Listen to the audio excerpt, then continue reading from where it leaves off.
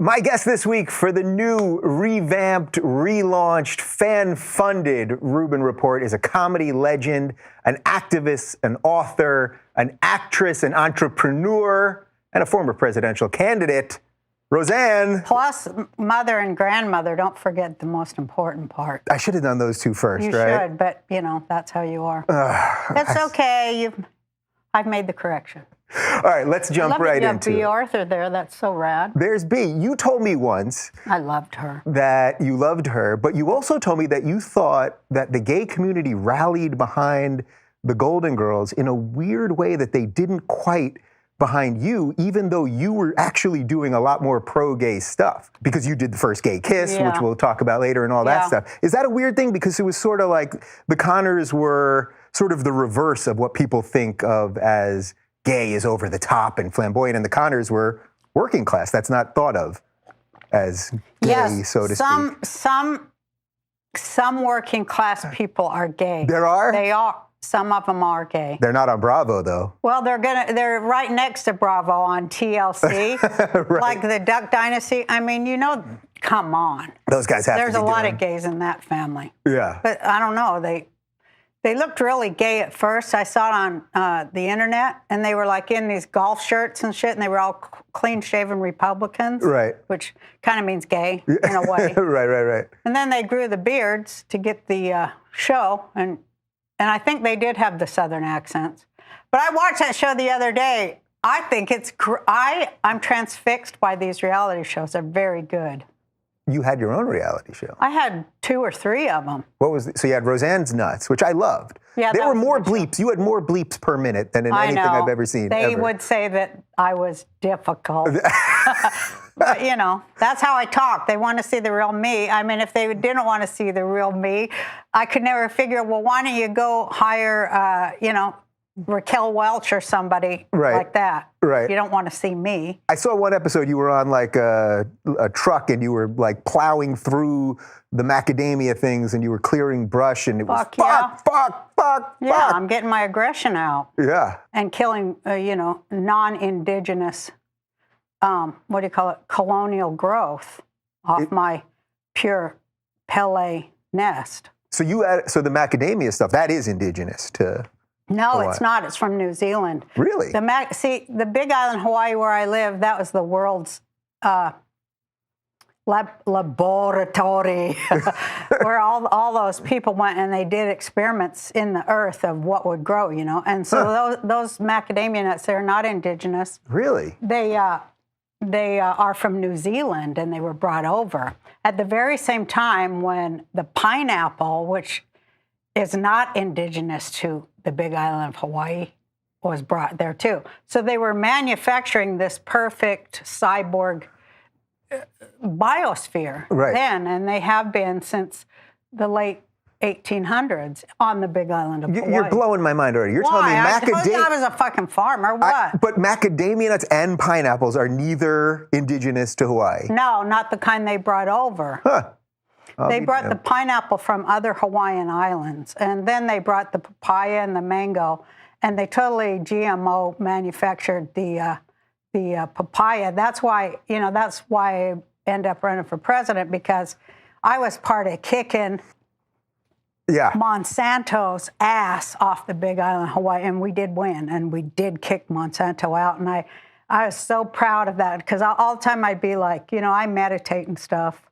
So I'd be like, what would be the best words? I always meditate for the right words, because I'm a comic, and that's what we do. We're always looking for words that fit and whatever. I very seldom brag about myself and my writing and stuff. Or maybe I do it too much. Depends on how many drinks I've had. Well, you do have 18 cups here. I'm not sure what's going on here. Water, coffee, and my special tea. Ah, the special tea. Yeah, for my voice. Yeah, we'll keep that one quiet. Remember Jackie Gleason? That was my favorite thing. I knew it as a little girl. Yeah. He'd take that drink, and Jack Parr, too. They'd act like they were drinking. You knew it was, you just looked for where the You knew it was booze because they did that bit so many times. People used to be able to drink on television. Right? I know. People, they would be smoking. I mean, Johnny Carson was smoking cigarettes and they were drinking and having a good time. And now everything. They couldn't swear. They couldn't swear. We can say whatever you want. You want to throw an F-bomb right now just for just an extra one? No, because that kicks in my OCD. Oh, so if we throw one in, it could unfurl the whole thing. It will. It will unfurl. So it's like, don't even go there. Yeah. It's like that first drink. You know, I go to Alcoholics Anonymous. I think you just blew the anonymous part. That is the joke. I should write that down. You should write that down. Get that down. All right, Where's my fucking pen? I never have a fucking pen. While you're thinking. Fuck! Of course, I already forgot my fucking idea. Isn't that the word? What do you want to say? I feel like I'm in therapy because we're talking about B. Arthur. About B and the gays. Fucking great. Yeah. So, but B and the gays. Was B gay? I don't know. I don't know either. I saw her sing this song to her husband on Broadway because I went and saw her play. Oh, I saw the play. Yeah. Wasn't it a great play? It was wonderful. It was wonderful. It was all like all her old stories and what it was like to be trapped in that little TV box, which you know all about. I just like her voice so much. Voice. I think that's what'll be missed is that voice. Yeah. It was such a genius, once in a lifetime voice. And when she sang, it was so beautiful. Yeah. But it was her voice singing. And boy, she was a master of that. Few people are. What do you think about that idea of that the gays rallied around the Golden Girls in a way that they maybe didn't around Roseanne, but you did? I mean, that kiss, I remember watching that kiss, whatever year that was, maybe 97 or something. And it was literally people were watching it in bars all over America. Yeah. We were trying, and there wasn't technology then, but we were trying to hook up phone calls to like a central. But now, of course, it'll all be, I don't know what they do now. Yeah. Bounce it off Mars or something. Something with Mars. I know it's involved with Mars somehow. Very technological now. Yeah. So. Boy, I wish I was working then when it was high tech like that. Well, you're working right now. Well, in my own studio. Yeah. I just got on this kick because I have really bad OCD. But I just wanted to know, what does it feel like to own your own work and just like say what you want to say and be who you really are? It takes a lot of sacrifice, man. Yeah. I mean, we have been working. You're paying for it out the ass every day. I've never worked harder in my life than we've worked in these last couple months as we've put this thing together. Well, you got to work hard. But, yeah. You got to pay the fucking cost to be the fucking boss. That ain't no bullshit. Yeah. You own the sitcom? No. You didn't own it? I own a percentage of it. Right. That makes me, I could go I do get depressed over that. That you didn't? I own 20% of my own work. Mm-hmm. And I'm the one that put my life on the line. Certainly wasn't any committee involved there. But every joke, there was a fucking committee involved. But at the final hour, I just say what I want in front of the camera and let the audience decide. If I got a bigger laugh than all them writers, then we kept that. Yeah. And if they got a bigger laugh than me, we kept that. I mean, I cared about the product. Yeah. And aside from all the other names they call me, cunt and bitch and all that shit, because, whatever. It's important that an artist control his or her own life and product and everything. I mean, that shit ain't free for somebody just to take. Isn't it cool that we're cutting out the networks now in a way? Because look, I mean, I think so. Yeah, I own this thing. I don't have to answer to anybody. You're going to work fucking hard, too. Yeah. You're not no fucking Democrat. Yeah. Are we going to get to the fucking elections, or what are we talking about? We're all over the place here. I know, that's me. Yeah, I'm with you. I'm cool. So you want to go to the elections? No, go where you want. You're running this shit. I am? I guess. I want some of the sweet tea. I'm handing over. All right, let's go to the elections. Let's go to the elections. Is that really where you want to go? The elections, Roseanne. We are in the craziest time that I ever remember in America right now. The greatest fucking E.T. Barnum on fucking drugs. That's what it feels like. Yeah, it's awesome. Yeah. You love it? Do you love it? Every fucking second of it. Yeah. I can never sleep. I'm up I can't stop reading. It's so fascinating seeing what they're doing to us all. They're really trying to factionalize us. They're trying to divide us. They're trying to divide us on every single non-issue they can dream up. You don't like Hillary. I know that much, right? You're not a Hillary. I'm not a Hillary fan. You're not a Hillary chick. I like her. Yeah. I've met and had dinner and lunch with her. I've spoken to her about women's issues and Jewish issues and things like that, and charities, and how I don't think that charities should, I do think charities should be above being taxed, but by God, they shouldn't have a fucking bank's worth of money if they're trying to help people. Right. They shouldn't be buying fucking property in Dubai. Right. So isn't there something... What do you say about a profit-making charity? That right there, I start seeing the duality of everything. I mean, before that. Yeah, I saw it's something... It's all just a double fuck, a double mind fuck, double talking, big brother mind fuck, where the rich is getting way richer. Anybody who's contaminated with money is a filthy, dirty fucking rat, and that's the bottom line. Capitalism is on its deathbed. So what do you think is the better option? Because I want to talk about the movie a little bit, and you talk about sort of socialism, but not sort of pure socialist solutions. Such as stoplights, streets, and I believe health care. You pay your taxes to get something. You pay your taxes, and as I say satirically in my movie, in a decent socialist structure, one receives health care or something for their taxes. Schools, they don't turn around and pay their taxes and then pay for schools too. This is National Socialism. And I don't like that one. That's not a good system because it's based on vampire capitalism, and that's what's dying. Right. And it should die.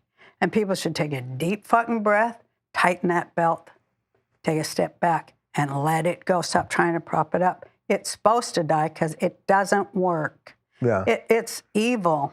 So you're not talking about capitalism, just capitalism. I'm talking about, you're talking about this crony capitalism and the way they've rigged everything so that the money keeps going up. See, they say and do the opposite of when they say free markets, they don't mean free markets. They mean free markets for slavers. Now that's a fixed and rigged fucking system against most people. So that's what's going on here, right? It's sort of like the internet made people wake up to some level of reality that the media is kind of in it with I think some people, I see what people are saying to me. Like people are waking up to just how rigged the system is, how everyone is being pitted. The media pits everybody against everybody. I mean, turn on the TV right now. What's going on with Black Lives Matter? That's great, because that's what I wanted. That's why I ran for president, why I made the movie. And I think my movie, Roseanne for President, which is out now, it shows where I planted the seeds. And I knew right where to plant them. I feel just so vindicated. And I feel really powerful. Like, geez, I did find right words. And I always will try to find right words. But the good thing about right words is they turn off idiots. And we don't need any of them. The less of them interpreting and mansplaining and fucking goy-splaining and empire pharaoh-splaining our shit, when it is about profit sharing. It's that fucking simple. You're going to have to pay people decently for working. And every problem on earth disappears the minute that happens. Because they only have wars for slavery. That's why they have wars, so they can have slave labor. So they have a fucking war. Well, the less we would war, the more money for us. That's what I'm saying. Let's not do that just this one time. Let's instead step back, let it fall, learn how to grow our own food. This is number one. Food is money. And getting our water, harvesting our, surviving. We got to step back from the bullshit. It doesn't matter which one of them wins. It's the same bullshit. It's a duopolistic fundraising arm of the prison military industrial complex. And, Brexit, to me, was fucking the heroes. That was the hero's cry, the rebel yell. And I love it. Yeah. Because I thought we didn't want this one world government. I mean, back in the 90s, remember they were working us with the one world fucking evil Illuminati. They were working us with that bullshit. Right. Which I went right in the heart of that too. And I'm like, I know what you're doing. And when you tell people you know what they're doing, it explodes them. So what do you make of the whole Black Lives Matter thing? Because this is it. I mean, I feel like this is going to be the issue until the election, and probably much, much longer than that. Well, I have black teenage males in my family. And it's very frightening, and it's it's not like they're making it up. It's true and real. It happens too often. It happens to Hispanics a lot here too, but they don't report it as much. And they're also locked up hand over fist. But it's just, it's the news again, wagging the dog. Yeah. So the news basically wants us all to hate each other, right? Like it's just giving about us good stories that interest us. That's all. It's speaking to the demographic that it wants to fleece. Yeah. Hello, it's capitalism. Yeah. So what do we do? But it's bullshit. How do we get some smart people to? You don't. It's me. That's it. That's it? all there fucking is. That's it. And I'm so tired of people not seeing that. But I've gone crazy over it for quite a while. But I'm like, well, and. As a Jew, I believe that everything does happen for the good. Is that a Jew thought, that things are going to end up well? Because the history of the Jews, a lot of bad stuff happened. It's been a sort of a one endless bad thing after another all along. You know what I mean? Like we've been pogromed and holocausted and some other stuff. Yes. So how does it get to the good part? Just this once, we'll do the right thing. Just this one time, please. That's why my prayer is just this one time don't listen to these fucking paid leftist, fake left assholes. They're full of fucking shit. They're anti-union. So you call them the fake I say left. We can put the PAL back in Palestine, Palestinian. Yeah. Because, to me, as an old socialist, and so were my grandfathers, grandmothers, they were the fucking shit that thought this shit up. They weren't greedy pigs, and they didn't want to kill people. They just wanted profit sharing. They wanted to be paid fairly for their labor. And I think that that's the only real issue on earth. And everything is a labor issue that can easily be solved if you take all the drama and bullshit out of it, and it could be easily fucking fixed. And then we would so evolve to such a fucking different place. And I think we're going there. Our technology proves that we're going there. And at the top of the pyramids where those programmers sit, there's a lot of really moral people, more and more. Because I think that at some point, I say, after that dark night of the soul that we all have, rich, poor, any color, whatever, every culture, you got to make the decision to look yourself in the face in the mirror. And some people, they don't have no reflection. And no self-reflection means they're not really a person. They're not really human. So basically being present, I think what you're saying, sort of being present in your being own aware. self. And being aware. And being aware is really... So hard. It's hard, but it's really the most human thing you can do, right? Because that's how you don't get manipulated by all these people that are trying to split us all the time. It's the only human thing. If you can do this, then you can avoid that. Yeah. Evil isn't really a person, although there are people who follow evil. But evil itself it's a thought. So it's easy to turn it off. Yeah. And it should be turned off. Yeah. That's why I always talk about ideas on this show, because I believe that good ideas will always beat bad ideas if you let them be spoke of. Where now... What? Yeah. What kind of crazy shit was that? That was crazy? Yeah. After what I've listened to for 20 minutes, that struck you as crazy? Explain that good ideas, that we have to have free speech and let everyone say whatever they want. That true freedom. You mean freedom, yeah. Real freedom. That real freedom will for always... good. Yeah. Because freedom only works for good. It never works for bad. And I mean, there's a shortcut for you.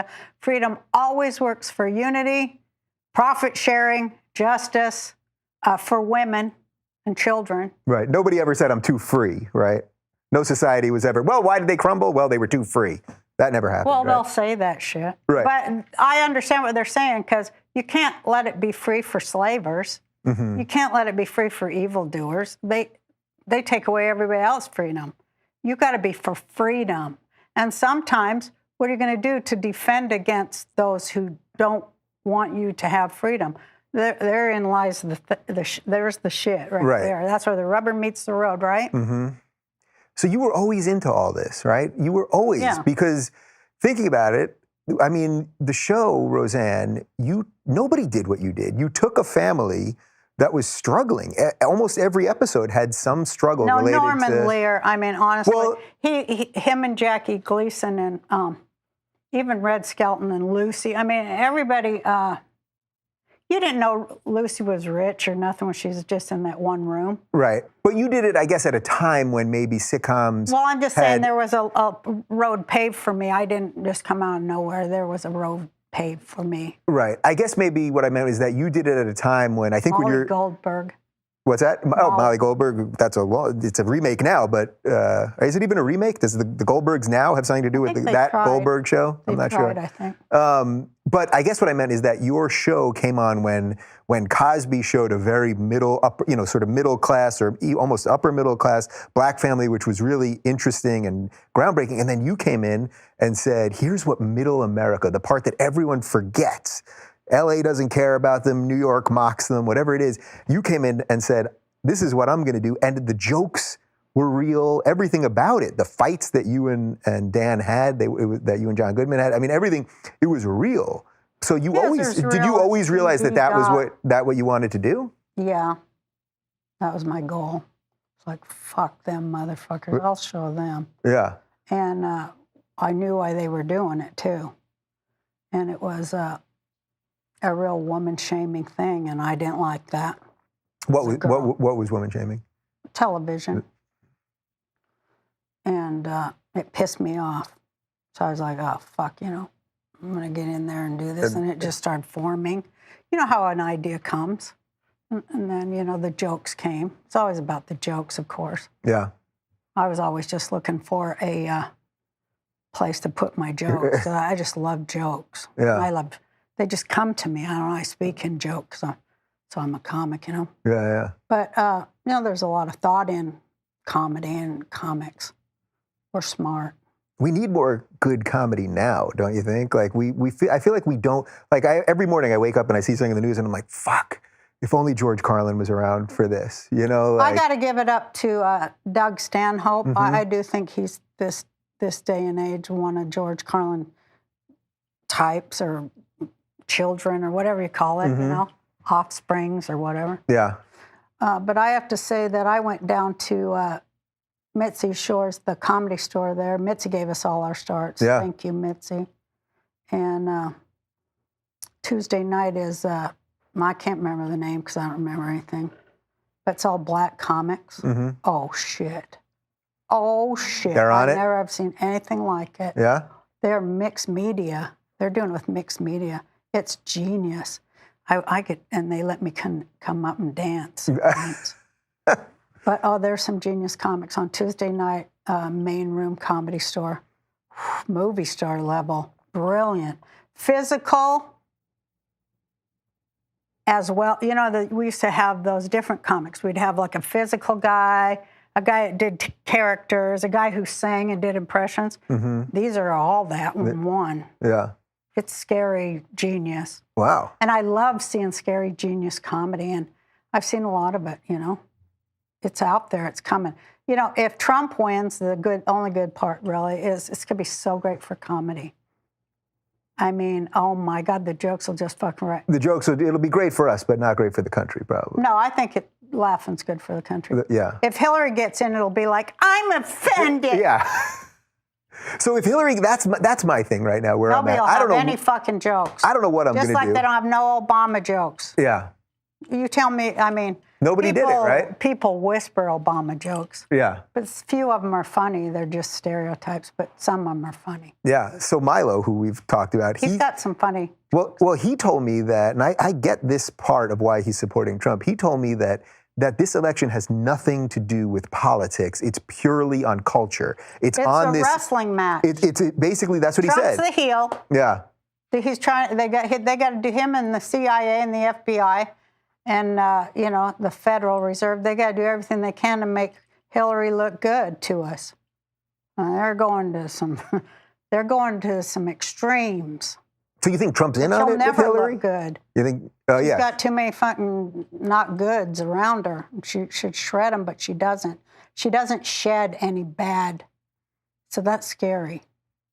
Right, it just sticks with her. Yeah, if I was running, I'd be like, fuck. I did say, no, I'm not going to take a dime from you, motherfucker. I got my own money. I don't need your shit. So you kind of did. This is so Well, I watched. I paid for it. When I watched and now the movie. Trump, when he was running in the primaries, I could steal. He was stealing my shit right and left. So was Bernie. Hillary started stealing my shit on my show. This one reporter from France came over and she interviewed me for some big intellectual bullshit that only Jesuits read, And she said, would there be Hillary Clinton without Roseanne Conner? I said, absolutely not. There wouldn't be a Sarah Palin either without Roseanne Conner. I'm not saying Roseanne Barr, except for, I did animate that character.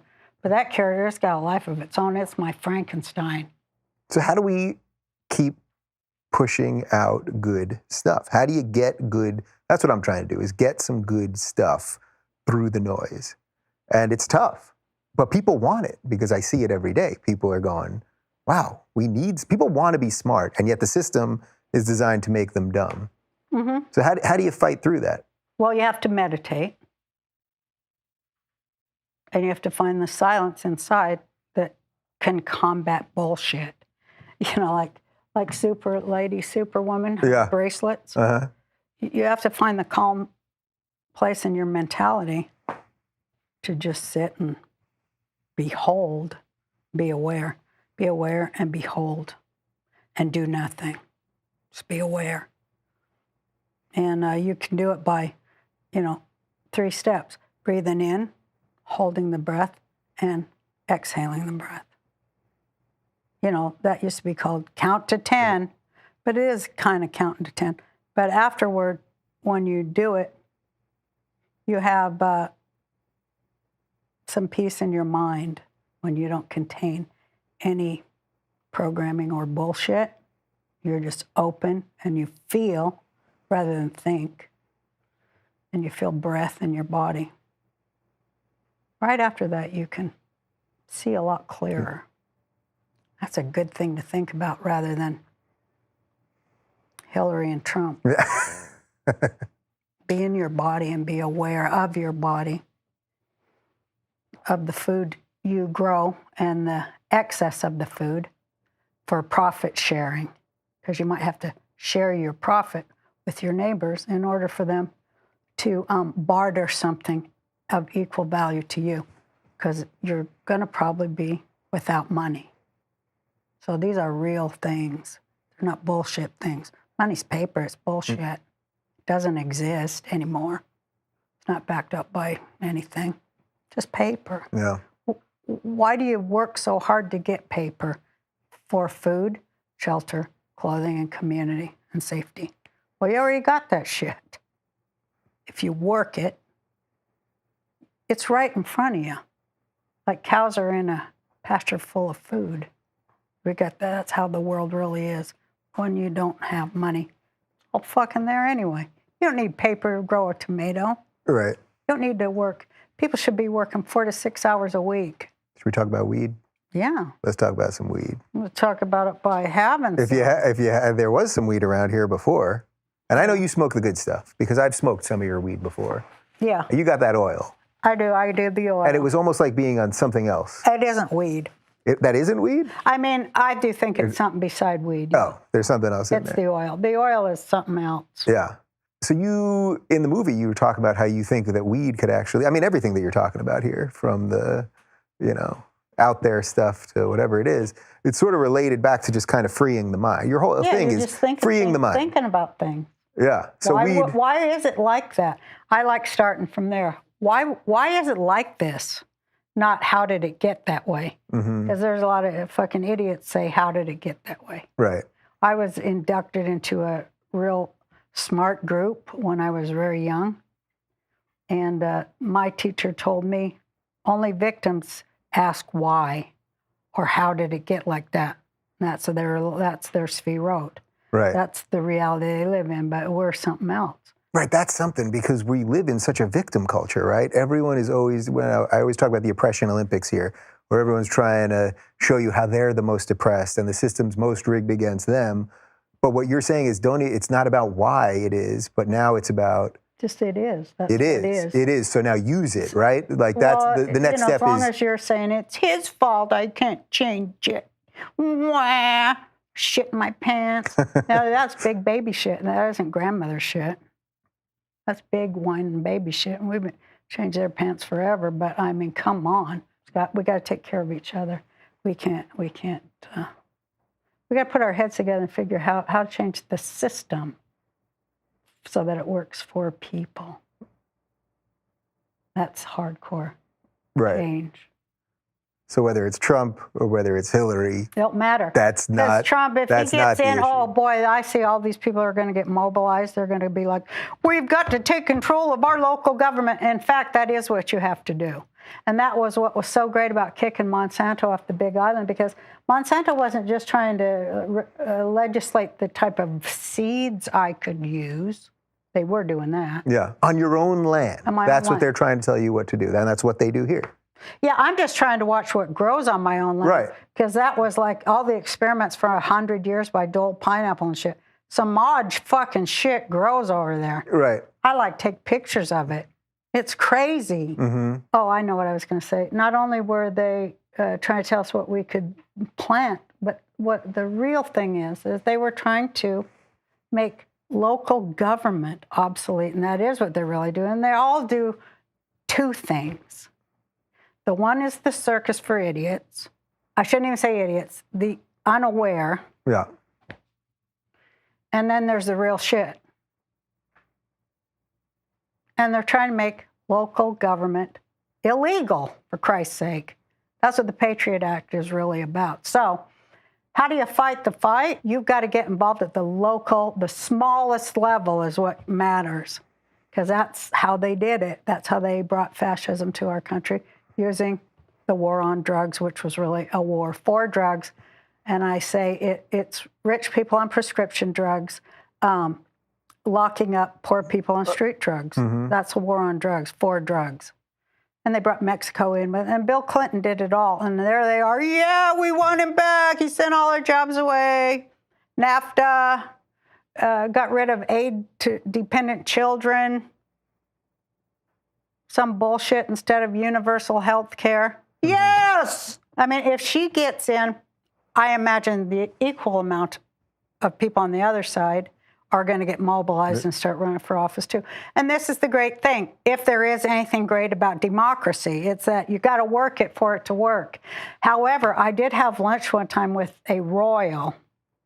I won't say who, because, you know, I don't want to put them at risk. They are a good person. Okay. And he told me, said, this was their feeling on the subject. People did a lot better under kings because, you know, the king would take care of his laborers. He had to. I mean, you know, he'd have some slaves too. She didn't see that. Right. It's like somehow they forget that. We built houses for them. Mm-hmm. You know, we let them have doctors that go to college. And what they fucking do? They start talking about democracy, and that's what they get. And as Victor Hugo said, democracy is two wolves and a lamb deciding what to have for lunch. So it's the wild, wild East and West, but there is a political compromise in between the two, and that's what I write about.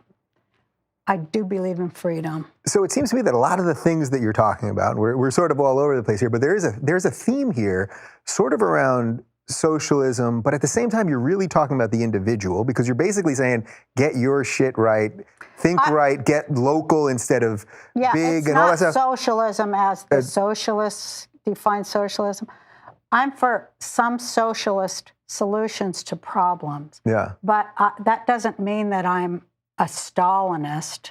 It actually sounds libertarian to me, a lot of the things you're saying. I don't like them because we do need government. Yeah. By God, we need intelligent, efficient government. So I want a synthesis called peopleism, where we just like solve fucking problems. Right.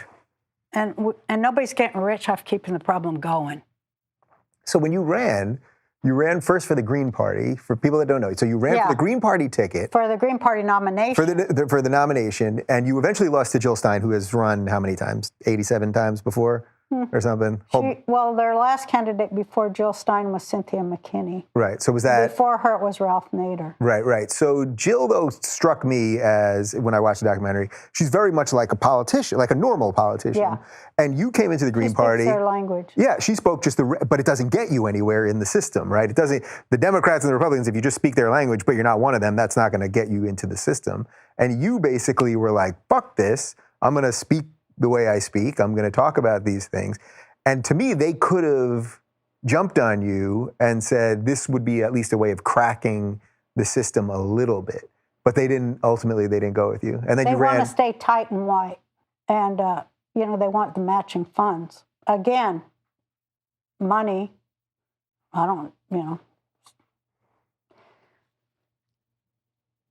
On the local level, I'll say when I ran, I did get the nomination of the Peace and Freedom Party, and I was very excited because they were a real socialist party. But then when I asked people to do work for free, they got really offended.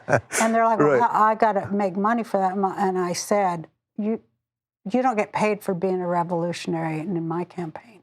You do it because you have to do it. You don't do it for a job, because those people always sell you out. I want a true believer's fire in the bellies. I got a few of them and made it to 3 ballots because of them and the work they did. They got out there and got the signatures. And you got like the 6th most amount of votes, right? Yeah, which is no small feat. 3 states. In only 3 states. Yeah. It only took 3 states to put me in 6th place out of 50 candidates. So I thought, these are some good things that people who come after can probably Kanye West will be doing it in 2020. Roseanne Kanye, I could see it. Do you think we have a chance? Do you think we have a chance to get out of this freaking thing? So I get what you're saying. There's goodness coming. People are waking up. And then you're also talking about a lot of bad stuff. But in just terms of the political stuff, do you think there'll be a chance? Like, could somebody actually good do it? Well, I did it. Yeah, but can someone break through? Can I break through? That's the question. Can somebody, we can break through in our own ways. Can you do it? Me. Yeah, you're going to do it? I'm right here. You're going to run in 2020? Is there anybody else but me? No, there isn't. And that's what really fucking pissed me off, because people are like, oh, she's doing it and everything. And I wanted to show, hey, what if you really run for the values all of America says they believe in? They're going to vote for you? No. But that's disturbing, because that's just nothing but dirty mind control. And when you sit in front of people, yourself included, sorry, and you say, no, I have the answers. I put a lot of thought into how we're going to live through the collapse of capitalism. And show me one other candidate who's saying anything like that. And there isn't any. And then they go, well, is there a chance somebody could say something? And I'm saying it, but because I think it's because I'm a woman. I do. And hot. And I'm just too fucking smart. People can't accept me. I can't be responsible if people don't want to hear it. I had to really separate out from that. If people don't want to hear it, fuck them. No, I don't think that there's any hope that we're going to live through this shit. No, I don't. I think there's an infinitesimal, I think it's 99% that will all be dead within 40 years and the earth with it. But I think there's a 1% chance that if we were to start taking care of each other and valuing real shit, like each other's lives, and getting food to hungry kids and stopping all this bullshit, if on the offhand chance we would ever do the right thing just this once, I have great hope that it would save everything. I'm just so proud that I think that I wrote the words that kicked Monsanto out of Hawaii. And I know that to myself that I did that for my grandkids and other people's grandkids. And so you did. I just want to do what's right for kids, and I'm not going to stop. Yeah. I mean, I think if I know anything about you, it's that you won't stop. That seems so obvious to me, just knowing your history, which we barely touched on, and then everything with the show, and then everything I know about you now, like this is the stuff, like, it's not like one of these people that come on shows or they talk one thing and they're living something else. I've never seen you sort of. I've been there, done that. I did that. You did That was that. the worst part of my life, where I like totally went, all right, let's do this. Woof. Yeah. I don't ever want to go there. Yeah. Was that like at the peak of your fame? Was that was that time? Yeah, that was some isolated. Woof. Yeah. That was really isolated. Give me like a minute of that. What's that like when you at that point you were making God knows how much money and $1 million a week. Right. So $1 million a week. That'd be like working. That wouldn't even be Beyonce lunch money nowadays. Right. She makes that. But it was pretty good for back then. It was the highest. It was pretty right. TV You knocked Cosby off #1. You basically took full control of the show pretty much, although you were fighting with executives still and all that stuff. But what was that, when you think back to that period of your life, when you had that much power, we don't have to talk about the national anthem thing, but the president of the United States said that you were despicable. Well, that was after the anthem. Right, okay, so, but at that. Started oh, right. That was the downs. That wasn't here. Right. Here was. So what was that? What was that like when you think about it? Like, what was it like to be that much of a sort of cultural force? It was really lonely. It was scary, lonely. Yeah. Psychopath, fucking vampires everywhere. Yeah. Scary, lonely, real isolating, lonely.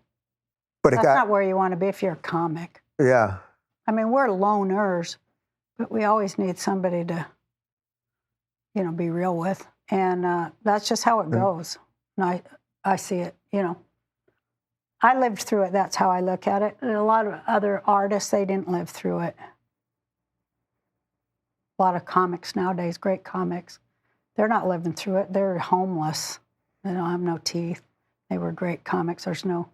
Nobody gets paid for comedy. Nobody gets paid. And there's no retirement or nothing. Is there like one moment that you regret in this chaos of that time? Nothing, right? No, because it's all like, shit, I can sit all day and think if I want. And I do love it. And read all day and fucking lay in bed and not take a shower for 3 days and have a stack of magazines and somebody to bring me food. Linda, could you bring me? It's just great. Right. And you can fight with people on Twitter. That's pretty good. Yeah.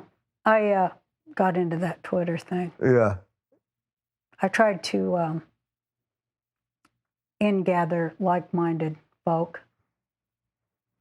And I think that I've introduced maybe 20 of them. So that was worth it. I think you got a couple people. I like introducing smart people to other smart people, and then they do something. Mm-hmm. And, never call me again, but, like, take me out for dinner once a year or something. Don't ask me if I can shepherd your way through. You're two young people with good ideas. Fucking make something happen. Leave me. Just, make me proud of you. I like introducing young people that take action. I'm proud of them. But, I want to just lay in bed and watch my murder shows. And go to Costco and get the samples. I know you like that, too. I love it. It is so awesome. You do love it. Every time I'm having a sample at Costco, I think, Roseanne loves this. Oh, God. And they're good. That's pretty good, yeah. They're real good. They're just handing out food. Shit, that's great. Yeah. They should start sampling the wine, too, I think, but they never do that. They never do that. You can't get drunk and be riding one of those giant carts. Oh, those people are all drunk. Yeah. That's what I think. Yeah. So I want to ask Sobering up. because one thing that you were sort of hitting on, that I've talked about for a long time now, is what I call the regressive left. These people that are on the left that don't actually stand for liberal values. You call it the fake left. Yeah. And I saw you talk on Twitter probably 2 years ago, before I was really on this thing about the regressive. You would always be talking about the fake left. Yeah. So when did you realize that there was When I ran for Green Party president, when I saw, oh man, these guys are all rich. They're just wanting matching funds so they can go to soirees and cocktail parties, and shit. Ugh.